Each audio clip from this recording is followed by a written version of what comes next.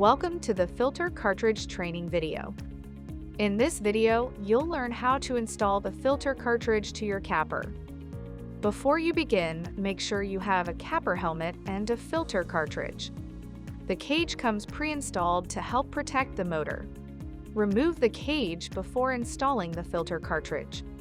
With the cage removed, locate the helmet side and rear snaps.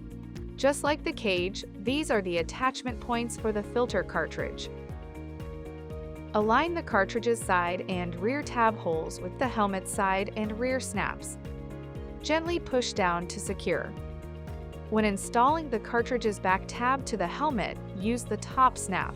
The filter cartridge is now installed. Before use, a filter cover cap must be installed over top. Refer to the filter cover cap training video for more details. To remove the filter cartridge, repeat the steps in reverse and reinstall the cage.